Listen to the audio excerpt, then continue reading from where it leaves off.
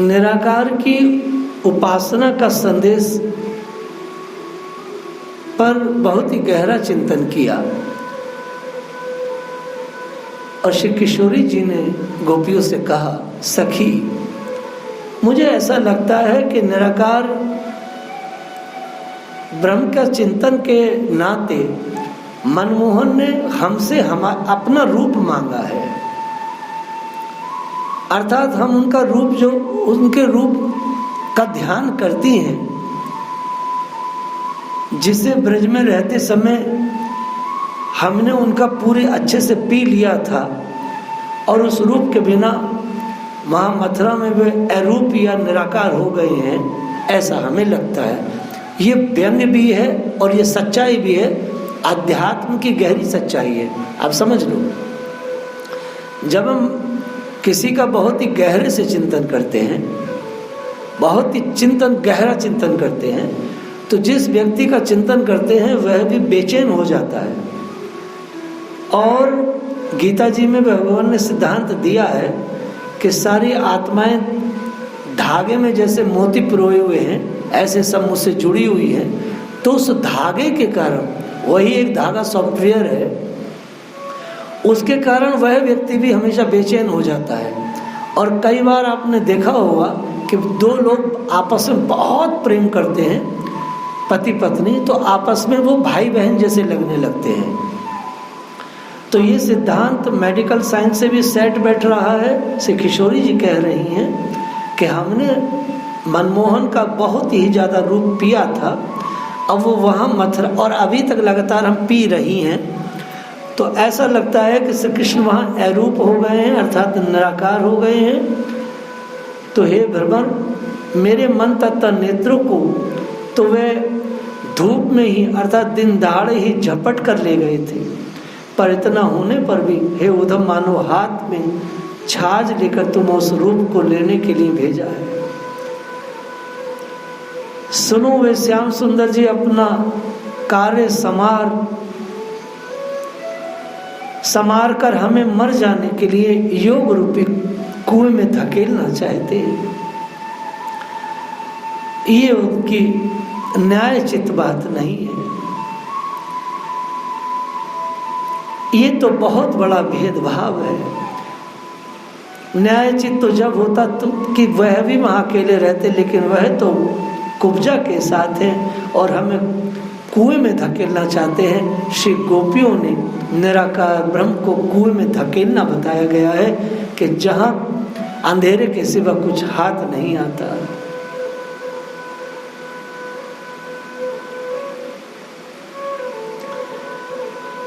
उद्धव से कहती हैं श्री किशोरी जी, तुम्हारा मत है कि जब तक ज्ञान हृदय में नहीं आता तब तक चाहे करोड़ों यत्न करें, किंतु बिना विवेक के निर्गुण निराकार ब्रह्म को प्राप्त नहीं कर सकता है।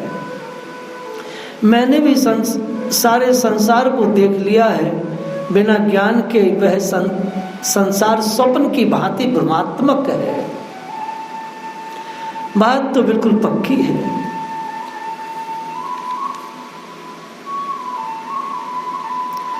वास्तव में गोपियों के अंदर भगवान है,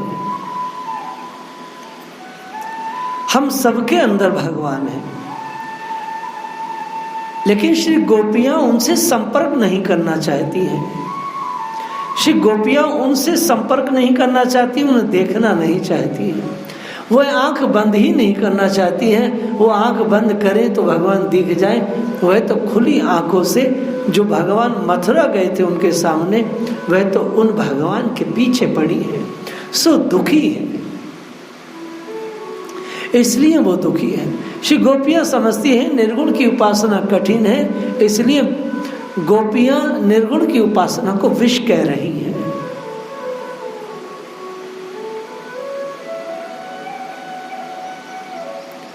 राधा रानी ने एक बात कही, अगर वे हरि हमारे हृदय में निवास करते हैं, सारा संसार कहता है कि भगवान हृदय में रहते हैं, तो उनसे इतनी अवज्ञा अर्थात उपेक्षा और अपमान कैसे सहा जा रहा है। जब सारा ब्रज दावानल से जल रहा था तो श्री कृष्ण ने तुरंत उस दावानल को पी लिया था, लेकिन यह ब्रज उस दावानल से जल नहीं पाया था। पर अब तो सारा ब्रज उनके वियोग में विरह से जल रहा है। वह नंद नंदन हमारे हृदय से निकल कर इस ब्राह्मणी को दावानल के समान शांत क्यों नहीं करते सखी? हे सखियों, रात दिन हमारे नेत्र रूपी इंद्र जल बरसा रहे हैं, एक घड़ी के लिए भी इनका बरसना कम नहीं होता।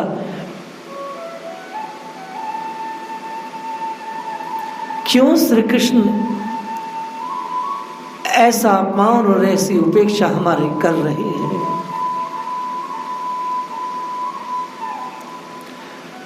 हे उद्धव, हमसे ऐसा योग कभी ना हो सकेगा। हमने तो खुली आंखों से अपने ठाकुर को देखा है, खुली आंखों से अपने प्रीतम को पिया है। हमसे आंख मूंदकर अंधेरे में टटोल कर किसे ढूंढे और किसे प्राप्त करें, ये हमसे ना हो सकेगा। हम तो आंख बंद करने से ही डरती हैं। अंगों से कुमकुम आदि सुगंधित लेप धोकर तुम हमसे भस्म रवाने की बात कर रहे हो। तुम्हारे ऐसे अनुचित वचन सुनकर हे उद्धव हमें रोना आता है। श्री कृष्ण की कुटिल घुंघराली लटों को, मोर मुकुट और कुंडलों की अद्वितीय छवि को हमने अपने हृदय में पिरोया है भैया। हे उद्धव, अब भगवान कृष्ण के बिना हमारे प्राण बच नहीं सकते, चाहे करोड़ों प्रयत्न क्यों ना कर लो तुम।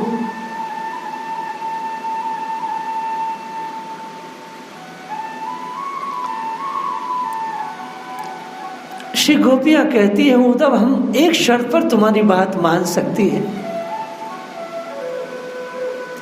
अगर तुम निर्गुण ब्रह्म को मोर मुकुट और पीतांबर धारण किए हुए दिखा दो तो उस पीतांबरधारी को हम गोपियां निर्गुण ब्रह्म ही कहकर मानेंगी, चाहे इसके लिए हमें गाली सहकर क्यों न रहना पड़े। भस्मादि रमाकर तुम हमें भूत समान बना देना चाहते हो कि हम श्याम को भूल जाएं। हमारा मुख तो सदा कृष्ण के प्रेमा अमृत का आचमन करता रहता है रे बाबरे। वह निर्गुण ब्रह्म विष का अधिकारी कैसे हो सकता है?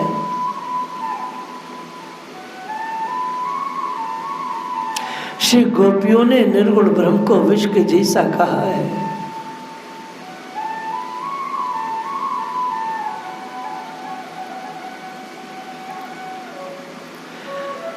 हे उद्धव, हम तो कृष्ण के एक ही अंग की छवि पर रिझ गई है। जो हित करी पठियो मनमोहन, सो हम तुमको दीनो। सूरदास जियो पिपर नारियर, करही बंधन कीनो।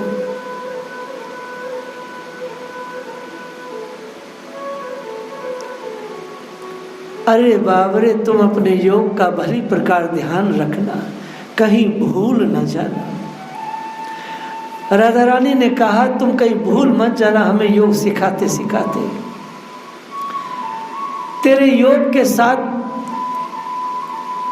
जो तूने पक्की गांठ बांध रखी है, ध्यान रखना यही वह छूट ना पड़ जाए, कहीं ढीली ना हो जाए।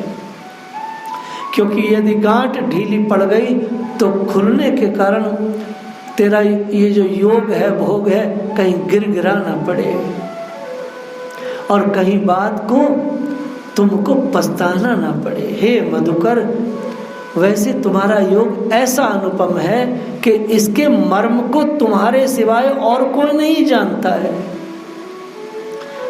तुम्हारा योग बहुत अनुपम है, संभाल कर रखो, कोई दूसरा इसका मर्म को न जान पाए। क्योंकि अगर कोई जान गया तो तुम्हारा क्या महत्व रहेगा, सब पोल पट्टी खुल जाएगी। ये सब खोखली बातें हैं जिनका कोई सिर पैर नहीं। और वैसे भी यह अनुपम योग हम ब्रजवासियों के तो किसी मतलब का है ही नहीं। ये तुम्हारे पास ही ठीक है, यह तो तुम्हारे ठौर स्थान मथुरा पर ही ठीक रहेगा, वहीं ये जचेगा, वहीं के लोग इसके वास्तविक स्वरूप मर्म को समझ सकते हैं। हम हमारे किसी काम का है ही नहीं।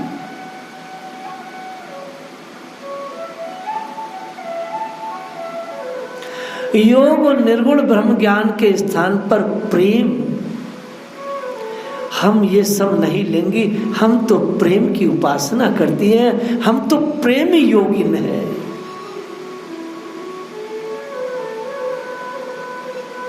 इसलिए है उद्धव, हम ये तुम्हारा ये जो योग है इसे अपने घर में नहीं ले जा सकती है। अरे तुम्हें शर्म आनी चाहिए, तुम, हमें खेद है कि तुम कृष्ण के भक्त कहलाते हो। तुम्हारा भक्त कहलाना धिक्कार है, व्यर्थ है। देखो हम भी कृष्ण के भक्त हैं और तुम भी कृष्ण के भक्त कहलाते हो। अगर हमें अपना योग लिखकर भेजा है तो उनके भक्त होने के नाते तुम भी भस्म चढ़ा लो, तब तो हम जानेंगे कि हाँ ये कृष्ण के भक्त हैं, यह भी निराकार की उपासना करते हैं, यह भी योग आराधना करते हैं, यह भी भस्म रमाते हैं। तब तो तुम भक्त कहलाओगे। तुम्हारा तो आचरण अलग है और तुम्हारी करनी अलग है। अरे उद्धव, संगी मुद्रा भस्म आधारी आदि की शिक्षा तुम हमें ही क्यों दे रहे हो? यह शिक्षा वह कुब्जा को क्यों नहीं दे रहे? उसे क्यों नहीं पहनाती ये सारी चीजें? ये योग हमें तब तो नहीं सिखाया जब वे हमारे साथ गाय चराया करते थे, दूध दुहा करते थे, अन्य सेवाएं करते थे। तुम झूठे भक्त हो। अर्थात गुरु वह व्यक्ति अच्छा है जो कहता है वह भी अपने जीवन में करता हो।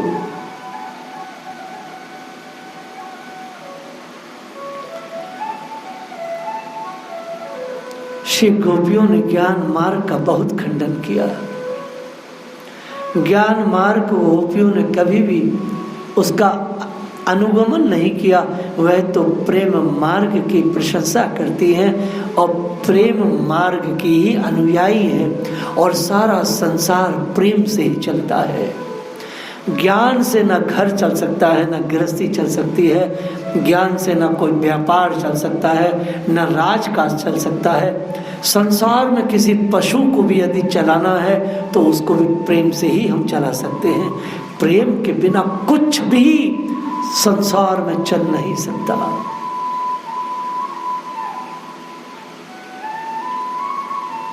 श्री गोपिया कहती है, उद्धव, ना तो हम सही अर्थों में गृहिणियां हैं और ना ही सही अर्थों में तुम दास हो। राधा रानी ने कहा, यदि मैं गृहिणी होती तो श्री कृष्ण के जाते ही मेरे प्राण निकल जाते, या निर्गुण ब्रह्म की बातें सुनते कहते ही मेरे प्राण खत्म हो जाते। यदि वास्तव में हम श्री कृष्ण के प्रिया होती तो योग की बातें सुनने से ही प्राण त्याग देती हम सब के सब। और तुम भी दास इसलिए नहीं हो कि तुम उनके नहीं वरन निर्गुण ब्रह्म की उपासना करते हो, क्योंकि श्री कृष्ण साकार रूप में तुम्हारे साथ रहते हैं। तुम उनके दास कदापि नहीं हो, क्योंकि तुम श्री कृष्ण के साथ रहते हुए निर्गुण की बात करते हो, निर्गुण की उपासना करते हो। सो तुम कृष्ण के दास नहीं हो। मूर्ख, तुम खुद अपने को ठग रहे हो और ये बात पक्की है। कई बार बड़े बड़े अच्छे गुरुओं के साथ बड़े बड़े साधक रहते हैं, लेकिन वो साधक अपने गुरु के निंदक होते हैं, उसकी आलोचना करते हैं, उसके प्रशंसक नहीं होते, पूजक नहीं होते, फिर भी रहते हैं और अपने अलग मतांतर के साथ रहते हैं। यही बात उद्धव की पहचानी गोपियों ने, और डायरेक्ट राधा रानी ने कहा, तुम रहते तो कृष्ण के साथ हो, उनके दास कहलाते हो, उनके झूठे कपड़े पहनते हो, उनके जैसा बनते हो, लेकिन तुम ना उनके हो तुम सिर्फ अपने मन गणत पढ़ाई जो किताबें पढ़ी हैं, सिर्फ उन किताबों के ज्ञान के हो, तुम कृष्ण के नहीं हो।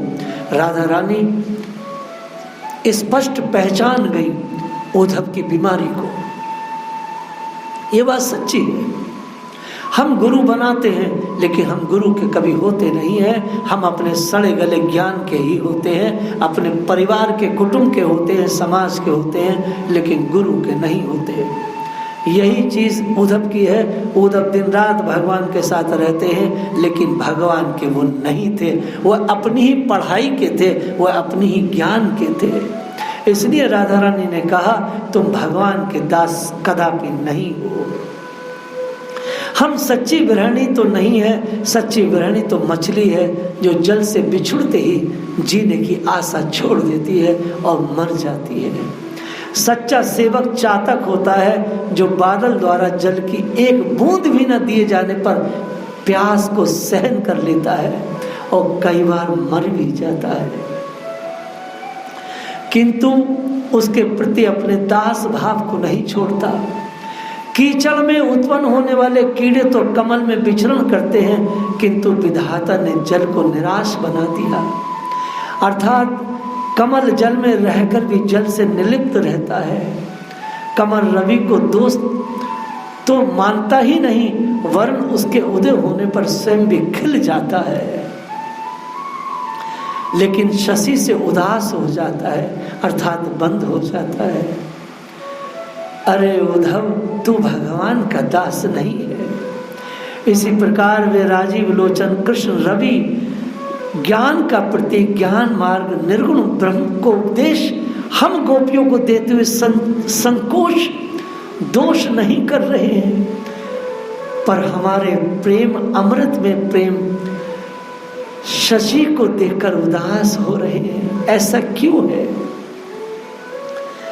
अरे पागल, अयोध्यापति महाराज दशरथ ने अपने प्रिय पुत्र राम जी के प्रति अपनी प्रीति का प्रत्यक्ष रूप से निर्वाह किया।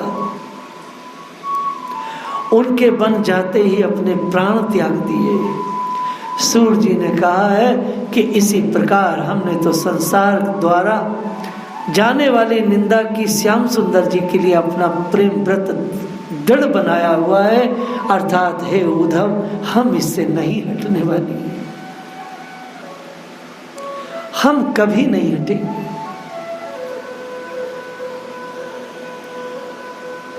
राधा रानी भावावेश में बोलती चली जा रही है।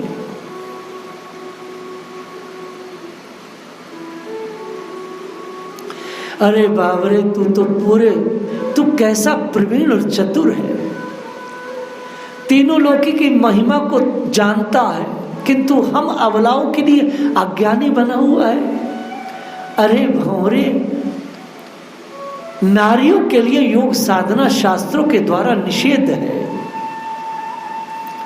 तू प्रवीण और चतुर नहीं, वरन तू मूर्ख है। संसार का तेरे से बड़ा मूर्ख कोई नहीं हो सकता।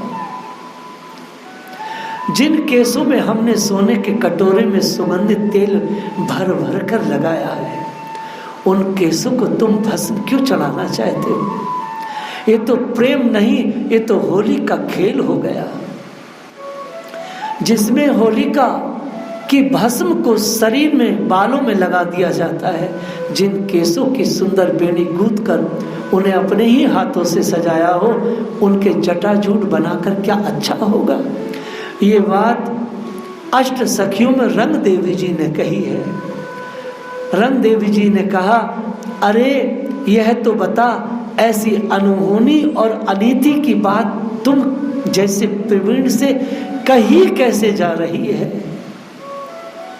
हमने जिन कानों में कुंडल, खुंबी, कर्णफूल, खुटीला आदि आभूषण पहने हैं, उन कानों में स्फटिक की मुद्रा पहनकर उन्हें विचित्र गति से कैसे झुलावे? माथे का तिलक, नेत्रों का काजल, नाक का नक वेसिर तथा नथ आदि को छोड़कर तुम हमारे उज्ज्वल मुख पर भस्म लगवाना चाहते हो? अरे बड़े मंदी हो, बड़े ही मदी मंद हो।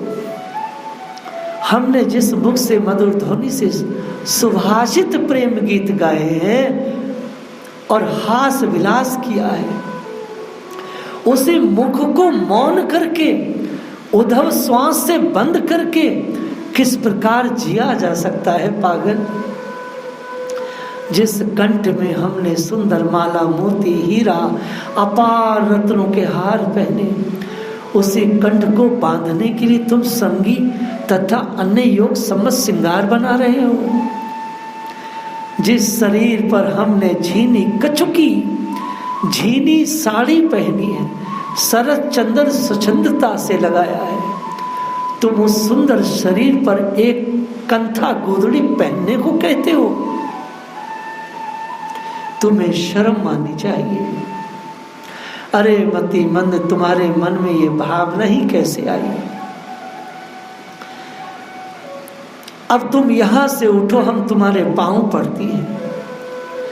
तुम्हारा ये सब बकवास ज्ञान हमने देख लिया। हमें विश्वास है कि हम अपने प्रभु श्री हरि का मुख पुनः देख सकेंगी, पूर्ण विश्वास है।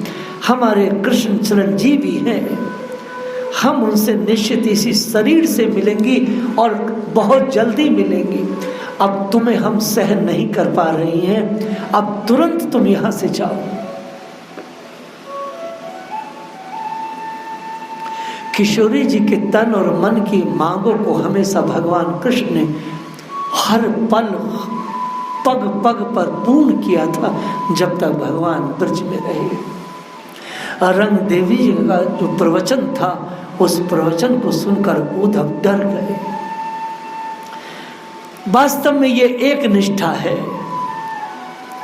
अपनी निष्ठा पर मन मिटने की पराकाष्ठा श्री गोपियों ने दी। इसे एक निष्ठा के कारण ही साधक को ईश्वर मिलता है और साधक का साधना सफलता की ओर बढ़ती है। जो लोग वेश्याओं की तरह मंत्र बदलते हैं, गुरु बदलते हैं, रास्ते बदलते हैं, उन वेश्याओं जैसे साधकों को कभी कुछ हाथ नहीं आता। जय श्री राधे।